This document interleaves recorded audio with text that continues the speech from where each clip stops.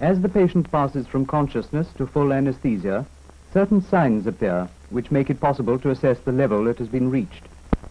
In this film, the classification of the stages of anesthesia is based on that of Goodell, and it's applicable to anesthesia with ether alone or with nitrous oxide. The first stage begins with the first breath of anesthetic vapor and ends with loss of consciousness. The point at which this occurs is variable, and it can be put off for some time by a deliberate effort on the part of the patient. The second stage, sometimes called the stage of delirium, begins with loss of consciousness and continues until the patient is more or less unresponsive to painful stimuli. He then passes into the third and most important stage of true surgical anesthesia. As this is the stage in which anesthesia is maintained during an operation, it's subdivided for convenience into 4 planes: light, moderate, deep, and very deep anesthesia. Below the 4th plane of the 3rd stage, the patient enters the 4th stage, the stage of impending respiratory failure and death from overdose.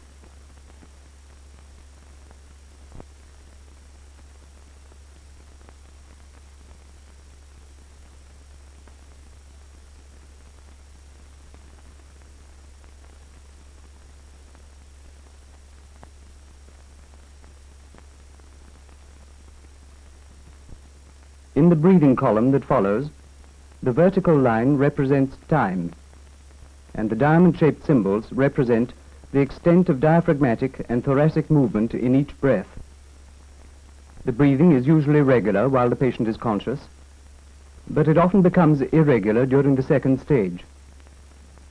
The 3rd stage is marked by the appearance of regular automatic breathing.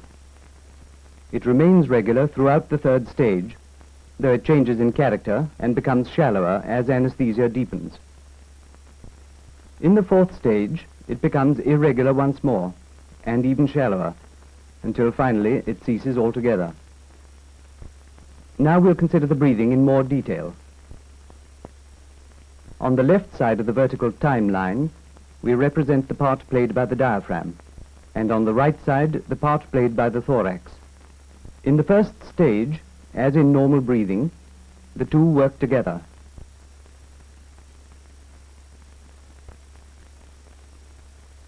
In, out, pause. In, out, pause. In the 1st stage, the rate and depth are usually regular, but they may be modified by emotion. In the 2nd stage, they often become irregular. A deep breath, a short breath, a long breath,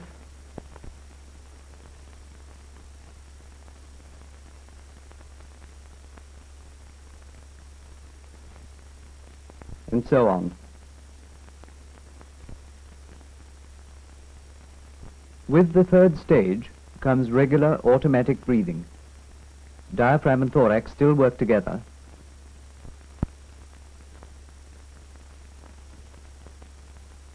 This applies both to the 1st plane and to the 2nd plane.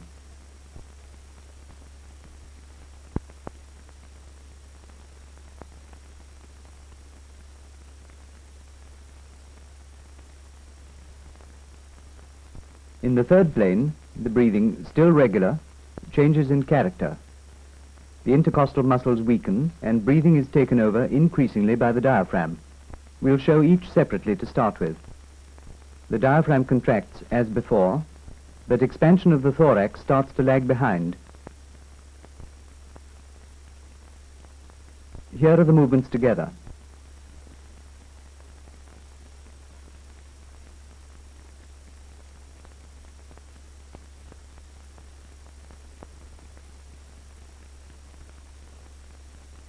As anesthesia travels down the 3rd plane, this lag becomes more marked.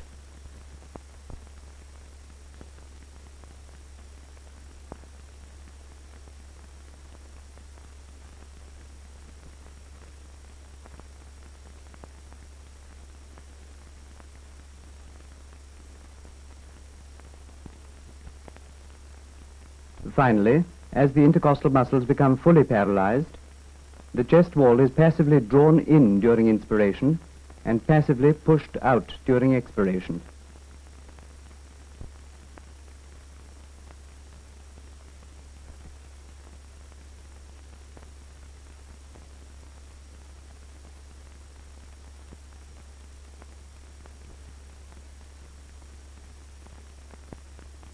In the fourth plane, intercostal paralysis is complete, and breathing has now been taken over entirely by the diaphragm.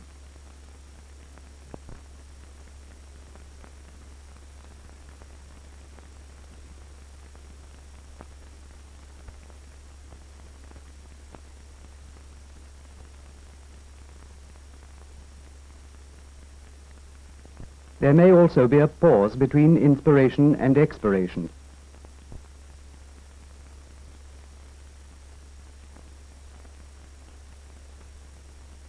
In, pause, out, pause. In, pause, out, pause. This is quite characteristic of very deep anesthesia.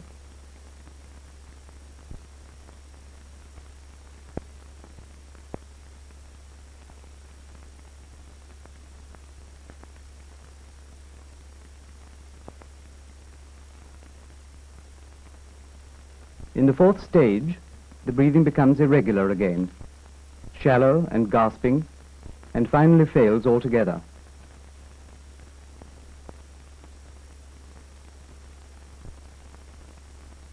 Associated with the respiration are other reflexes which may affect the breathing. The laryngeal reflex is active from the start and becomes progressively dulled, disappearing in the third plane.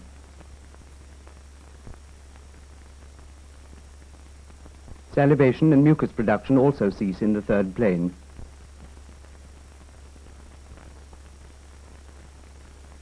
Reflex vomiting is most liable to occur at the bottom of the second stage, but not at all in the third stage.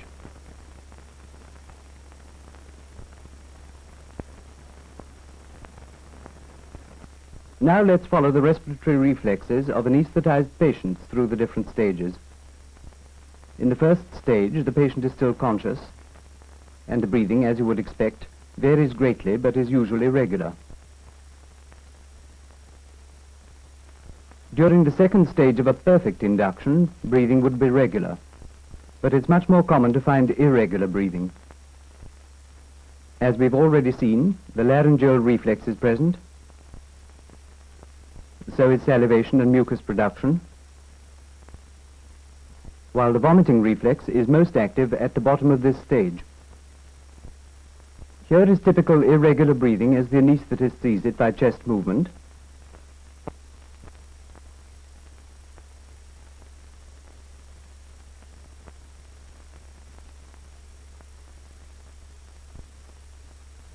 And here as it's seen by movement of the rebreathing bag.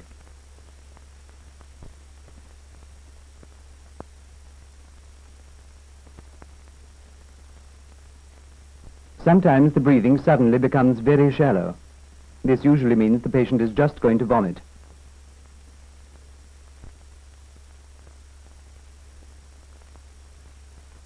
Swallowing is frequent due to the irritant effect of ether vapor. Laryngeal spasm may occur in the second stage. It may be started by contact with the larynx of strong ether vapor, of saliva, or of too large an artificial airway. The change from the second to the third stage is marked by the quite sudden onset of regular automatic breathing. Its rhythm is so regular that you feel you can predict the time and character of the next breath, which will be exactly the same as the one before it and the one after. It's probably due to the isolation of the respiratory center from outside influences, emotional, auditory, and tactile.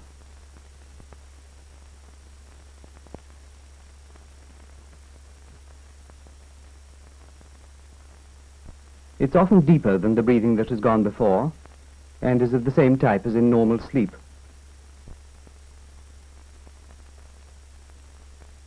In the first and second planes of the third stage, the laryngeal reflex and salivation still persist. They don't disappear until well down into the third plane. The active laryngeal reflex means that the regular automatic breathing can still be interrupted by laryngeal spasm due to a sudden increase in concentration of ether vapor or to surgical stimuli.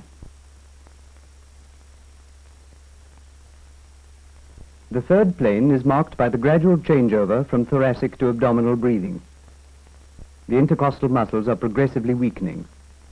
As a result, breathing is taken over more and more by the diaphragm, and there is increased abdominal movement. This demonstration shows the difference between normal breathing, with thorax and abdomen moving actively,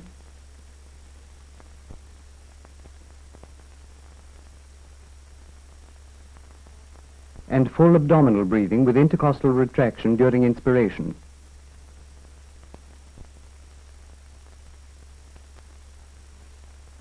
In the theatre, it may not always be so obvious. You can detect it by placing your hand on the chest under the towels and by watching the abdomen. Notice that the breathing is still regular.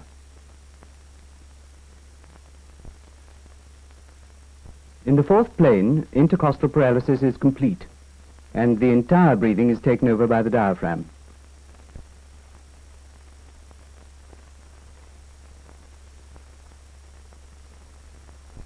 Here, the seesaw movement of chest and abdomen is obvious. Breathing is regular, but it's shallower and often jerky. There is often a pause between inspiration and expiration, due possibly to interference with the Herring-Breuer reflex.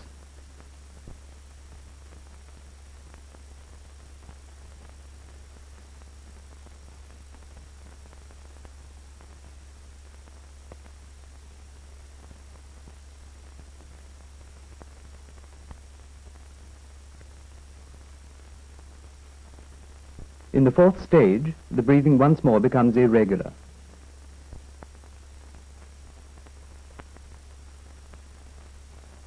Besides being irregular, it's shallow and gasping, with contraction of the accessory muscles of respiration, the so-called tracheal tug.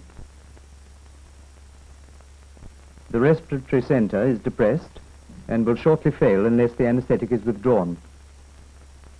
Owing to the inefficient character of the breathing, carbon dioxide accumulates and cyanosis will develop unless a high proportion of oxygen is given.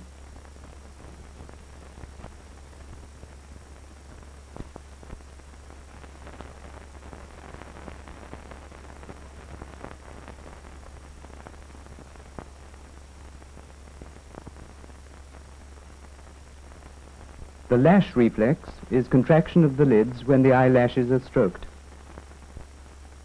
The conjunctival reflex is contraction of the lids when the conjunctiva is touched, gently with a clean finger. The corneal reflex is contraction of the lids when the cornea is touched.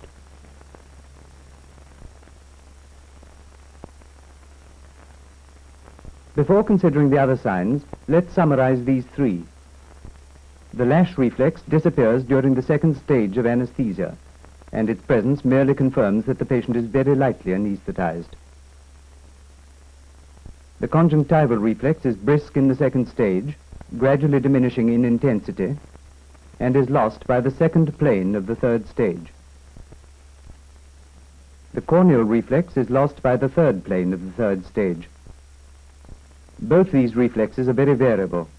While their presence confirms that anesthesia is above a certain depth, their absence means nothing. The next sign to consider is the position of the eyes and the eye movements. If the eyes are looked at in the second stage, they'll be found to be moving briskly from side to side or widely divergent.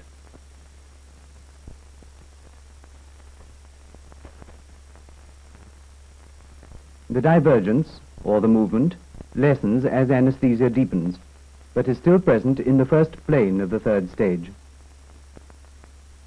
When the extrinsic muscles are paralyzed, the eyes come to rest in the center, and the patient has now, by definition, reached the second plane. Normally, they remain fixed and central from now on. This chart sums up the position of the eyes and the eye movements.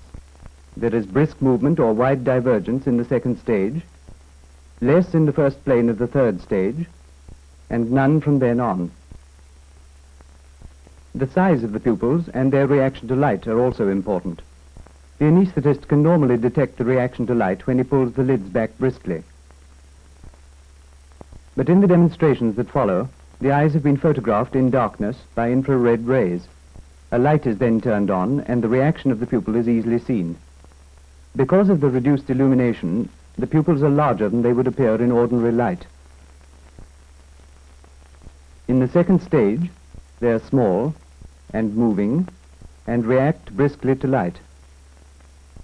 In the first plane of the third stage, they are still small with slight movement, and the light reaction remains brisk. This holds for the second plane also, though now the pupils are fixed and central.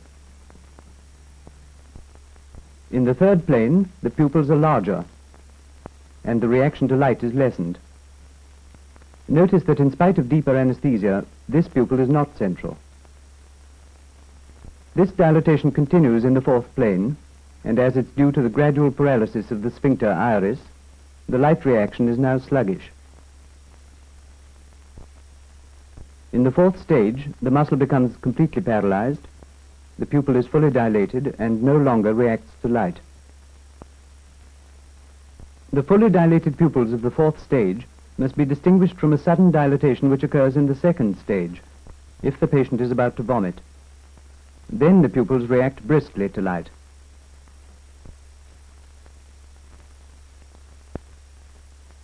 Again, the chart sums up the size of the pupils. Small until the third plane, and dilating from then on. And the sudden dilatation in the second stage if the patient is about to vomit. The light reflex is brisk in the second stage and becomes more sluggish through the third stage until it's lost by the beginning of the fourth stage. This composite chart shows all the eye signs grouped together. In the second stage, the lash reflex, the conjunctival reflex, and the corneal reflex are active. The eyes are moving or divergent. The pupils are small, except when vomiting is about to occur, and they react to light. In the first plane of the third stage, the lash reflex is lost. The conjunctival and corneal reflexes are still present. The eyes are moving slightly or are divergent. The pupils are small and react to light. In the second plane, the conjunctival reflex goes, but the corneal reflex is still present. The eyes are fixed and central. The pupils are still small and react to light. In the third plane, the corneal reflex disappears. The eyes are still fixed and central, with the pupils slightly larger. In the fourth plane, the pupils are fairly widely dilated, with a sluggish light reaction. In the fourth stage, they are fully dilated with no reaction to light. In assessing the depth of anesthesia from the eye signs, remember that premedication with morphine or atropine will affect the size of the pupils.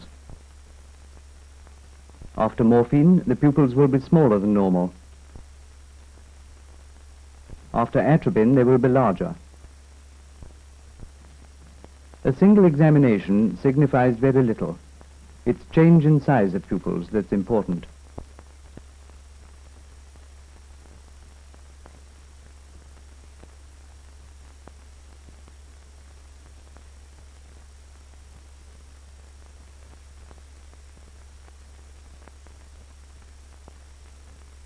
The most valuable sign is the breathing, because that is the only one that is continuously available. The experienced anaesthetist listens almost subconsciously to the breathing and is instantly aware of any change. He then proceeds to find out why the change has occurred. It may be louder and deeper as a response to surgical stimuli, or shallower from impending vomiting or from respiratory failure. Or there may be the first sounds of laryngeal stridor or other obstruction. One common pitfall for beginners is that in lightning anesthesia, the eye signs may lag behind. the patient may be one moment apparently in the second plane with fixed central eyes, and a minute later may be on the point of vomiting. Finally, don't forget the effect of premedication. Morphine contracts the pupils and also depresses the breathing. Atropine dilates the pupils and stimulates breathing. The standard will vary with the amount of either drug that has been given. An alteration in any reflex is more significant than its state at the first inspection.